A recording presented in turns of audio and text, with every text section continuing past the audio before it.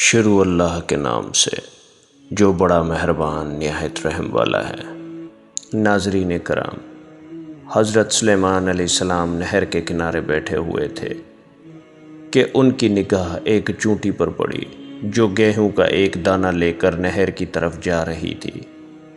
حضرت سلیمان علیہ السلام اس کو بہت غور سے دیکھنے لگے۔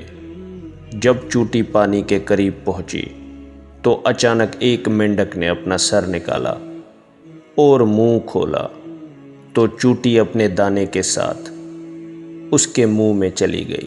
مینڈک پانی میں داخل ہو گیا اور پانی ہی میں بہت دیر تک رہا۔ حضرت سلیمان علیہ السلام اس کو بہت غور سے دیکھتے رہے۔ ذرا ہی دیر میں مینڈک پانی سے نکلا اور اپنا منہ کھولا تو چونٹی باہر نکل آئی، البتہ اس کے ساتھ دانہ نہ تھا۔ حضرت سلیمان علیہ السلام نے اس کو بلا کر معلوم کیا کہ ماجرا کیا تھا اور وہ کہاں گئی تھی۔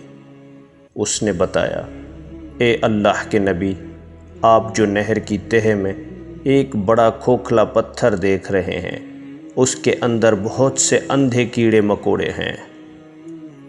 اللہ تعالیٰ نے ان کو وہاں پر پیدا کیا ہے اور وہ وہاں سے روزی تلاش کرنے کے لیے نہیں نکل سکتے۔ اللہ تعالیٰ نے مجھے اس کی روزی کا وکیل بنایا ہے۔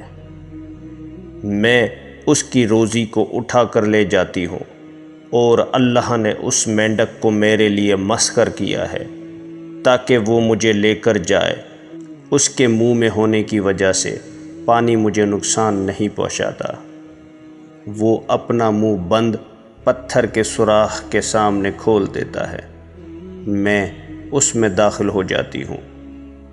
جب میں اس کی روزی اس تک پہنچا کر پتھر کے سوراخ کے منہ تک آتی ہوں تو مینڈک مجھے منہ سے باہر نکال دیتا ہے۔ حضرت سلیمان علیہ السلام نے کہا، کیا تو نے ان کیڑوں کی کسی تسبیح کو سنا؟ چونٹی نے بتایا، ہاں، وہ سب کہتے ہیں، اے وہ ذات جو مجھے اس گہرے پانی کے اندر بھی نہیں بھولتا۔ سبحان اللہ! اللہ تعالیٰ انسان کو اس کی ماں سے 70 گنا زیادہ محبت کرتا ہے۔ روزی کا وعدہ اللہ رب العزت کا ہے۔